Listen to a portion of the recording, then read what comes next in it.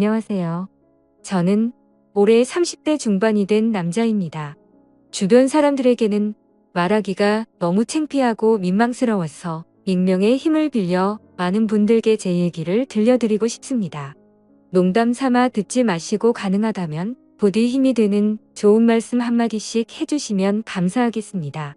우선 제 와이프에 대해서 얘기를 해드리겠습니다. 연애 시절부터 느꼈지만 정말 여자가 맞나 싶을 정도로 남자를 많이 밝히는 그런 스타일이었습니다. 하지만 그때는 콩깍지도 씌었을 뿐더러 결혼하고 애 낳으면 생각도 성격도 많이 달라질 거라 생각했었죠.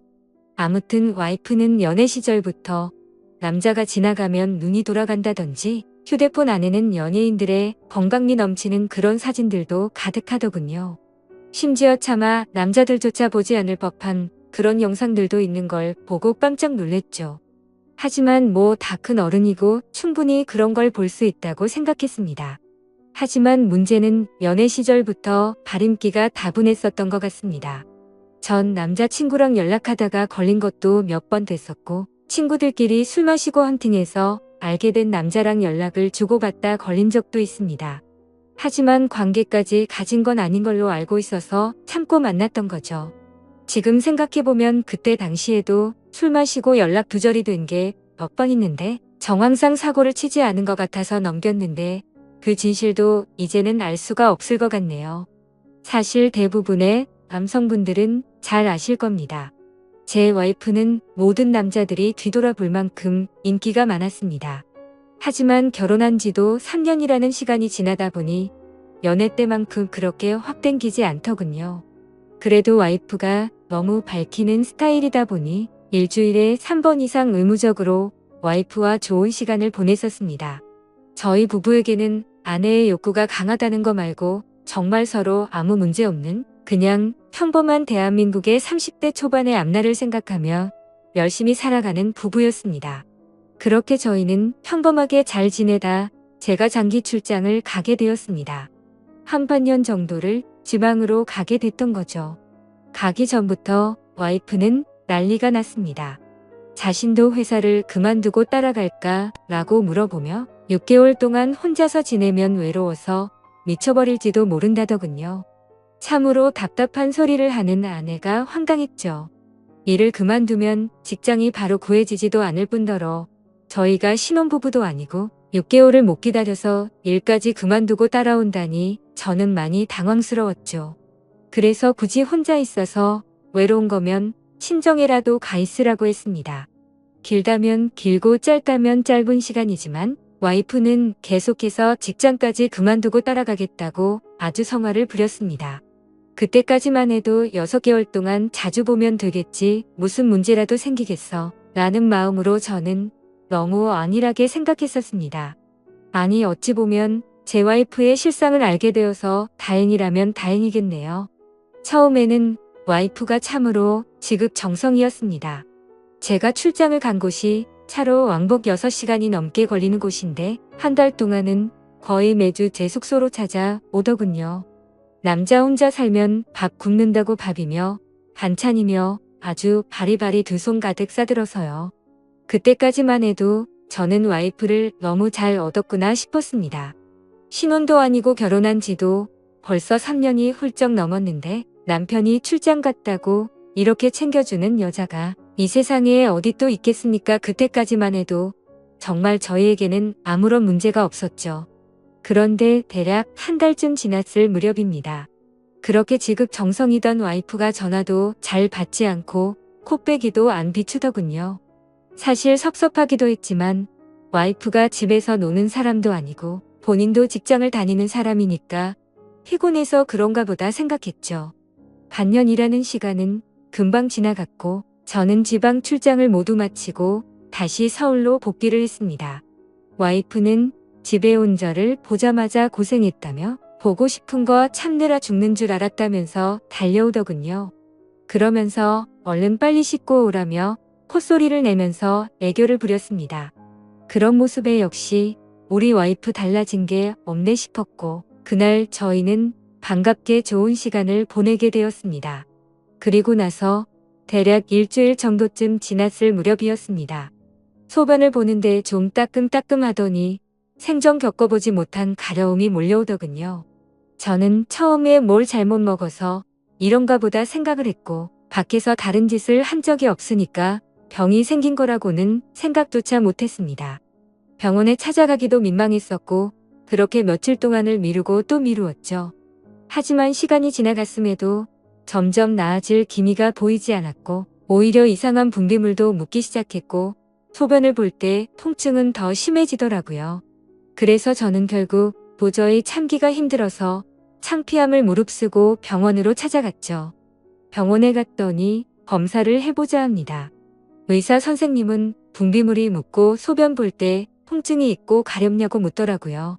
이게 딱 봤을 때는 임질이라는 병과 증상이 되게 비슷하다고 했고 최근에 관계를 가진 적이 있는지 물었습니다. 그래서 저는 관계는 와이프 말고는 따로 없다고 대답을 했죠. 의사는 저에게 정확한 원인을 알기 위해서 정밀 검사를 받아보라고 권하더군요. 그때까지만 해도 이 의사 놈이 환자 가지고 장사하는구나 싶었습니다. 근데 그때 당시에는 빨리 치료를 받고 싶을 뿐 다른 생각은 할 겨를도 없었습니다. 그렇게 저는 검사를 받았고 결과를 보고 난 뒤 정말 제 눈을 의심했습니다. 임실에 헤르페스에 곤지름까지 생겼더라고요. 곤지름은 아직 잠복기라서 딱히 증상이 나타나지는 않았는데 검사를 해보니 균이 나온다고 하더라고요. 저는 거기서도 순진하게 의사에게 물었죠. 제가 최근에 사우나에 다녀온 적이 있는데 사우나에서 오면 거냐고 했습니다. 저는 정말 와이프 말고 관계를 가진 적이 없는데 라며 이것저것 물어보았죠. 의사는 단호하게 대답을 해주더라고요. 뭐 헤르페스 정도 한 가지라면 사우나나 대중시설에서 옮았을 수도 있지만 이렇게 몇 가지씩 다량으로 증상이 발현되는 건관계를 가진 것 말고는 다른 원인으로 생겼다고 보기엔 어려울 것 같다고 하더군요. 그때부터 뒤통수를 맞은 듯이 갑자기 온갖 생각이 들었습니다. 그러면 제가 와이프에게 옮았다는 거냐고 물어봤죠. 의사는 아내분과 잘 이야기를 해보라고 했고 아내분도 같이 치료를 받으셔야 할 거라고 했습니다.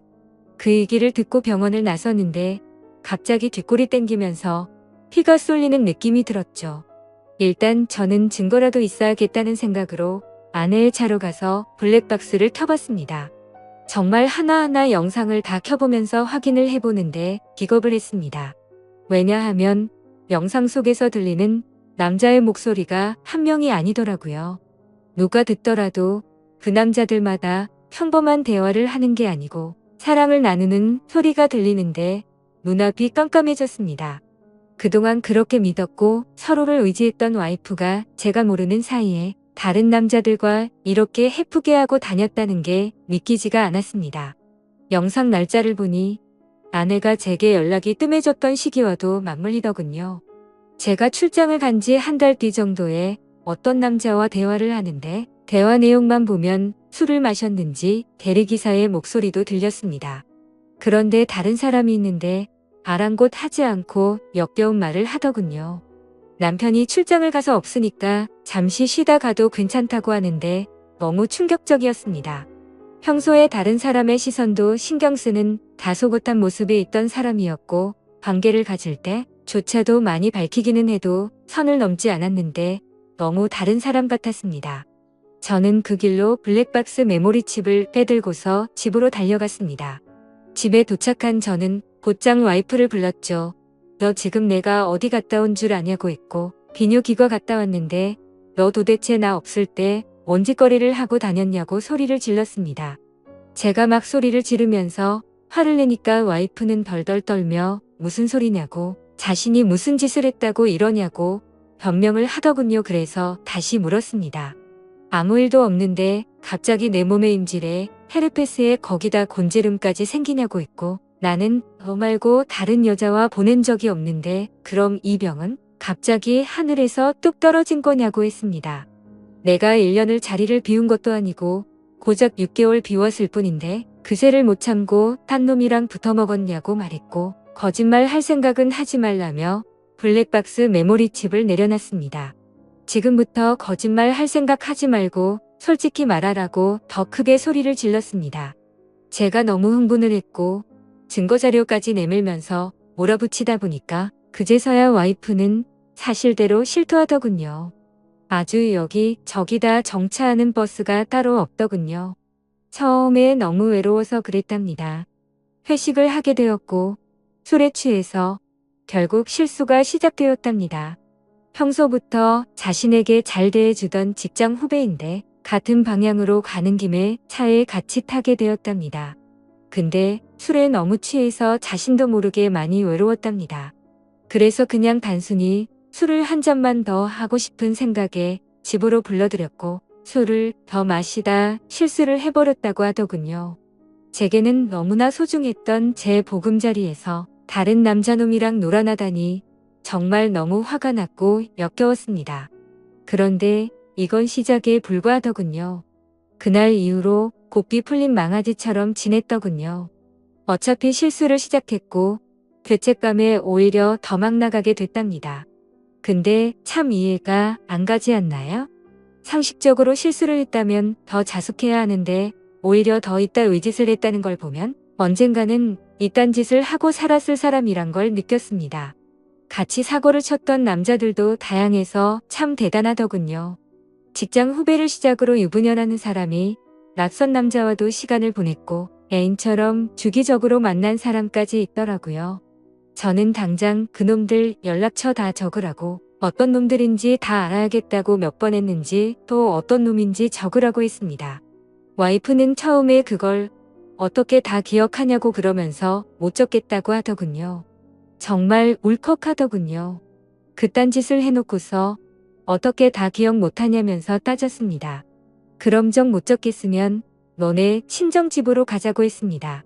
지금 당장 너희 부모님 앞에서 추궁하겠다고 난리를 치니까 마지못해서 적기 시작하더군요. 참 기가 막혔습니다. 6개월이라는 짧은 기간 동안 시간을 보낸 남자가 무려 5명입니다. 한 번만 만나서 놀았던 놈은 3명이었고 직장 후배와는 3번의 만남을 더 가졌답니다. 가장 많이 만난 놈이랑은 셀 수도 없을 것 같더군요. 근데 더 충격적인 건 가장 많이 만났다는 그 놈은 저도 알던 놈이었습니다. 왜냐하면 제가 와이프와 자주 가던 식당의 사장놈이었습니다. 심지어 이 사람은 50대 초반쯤인데 와이프와는 거의 20살 이상이 차이가 났던 거죠. 정말 자존감이 무너져 내렸고 충격적이었습니다. 그 사장놈과 가깝게 지낸 지도 오래되었고 그 집구석 부부와 저희 부부가 함께 술자리도 수차례 가졌기 때문에 배신감은 더 컸습니다. 그런데 도대체 이 사장놈이랑은 언제부터 이딴 짓거리를 했냐고 물었습니다. 관계를 시작하게 된 건 3개월 정도 됐다고 하더군요. 어느 날 와이프는 친구들이랑 그 식당에서 모임을 가지게 됐다고 했습니다. 늦은 시간까지 술자리는 길어졌고 천연덕스럽게 그 사장은 그 자리에 끼었답니다. 그래서 2차까지 가게 되었고 와이프는 술에 취하게 되었답니다. 평소 친분이 있던 식당 사장놈이 데려다 준다고 해서 같이 차를 탔는데 거기까지만 기억이 나고 일어나 보니 같이 잠을 자고 있었다고 하더군요. 그래서 그날 이후부터는 계속해서 만남을 가져왔다고 했습니다. 아마도 인간이 없었더라면 더 많고 다양한 남자를 만났겠구나 싶었고 믿고 지낸 지도 오래된 사장놈에 대한 배신감은 이루 말할 수가 없었습니다. 그 사장놈은 저와는 나이차가 많이 났지만 많이 믿고 의지했던 사이였습니다. 와이프와 만나기 전부터도 친분을 가져왔었고 무죽하면 힘든 시기에는 제가 대출까지 받아가면서 도움을 줬던 사람입니다. 근데 그런 은인에게 이딴 의짓을 하는 게 인간이 맞나요? 제 와이프도 인간 같지 않은 건 마찬가지입니다. 하룻밤을 비롯해 5명의 남자들과 만남을 가지고 그것도 모자라서 남편의 지인과 바람까지 피다니. 그것도 20살이 넘게 나이도 많고 자식까지 가진 유부남과 말이죠. 충격에 충격이 이어지다 보니 도대체 어디서부터 어떻게 화를 내야 할지 감조차 오지 않더라고요.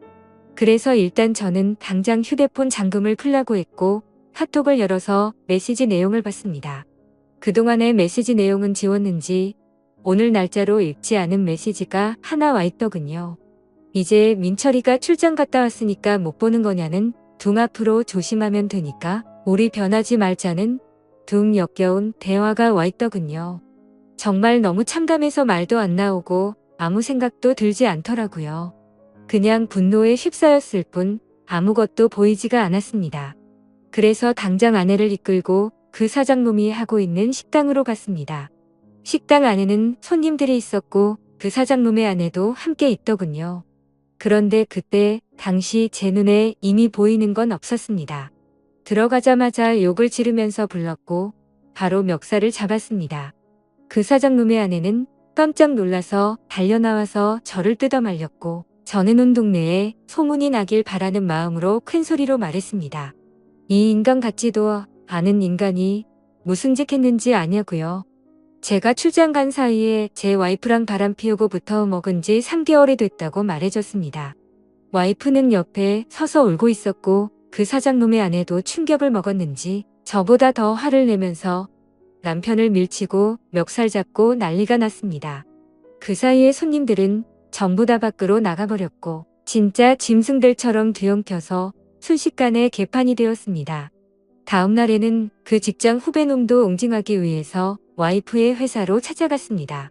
조금은 마음이 차분해져서 깽판을 치지는 않았고 다이렉트로 회사 대표와 만났습니다.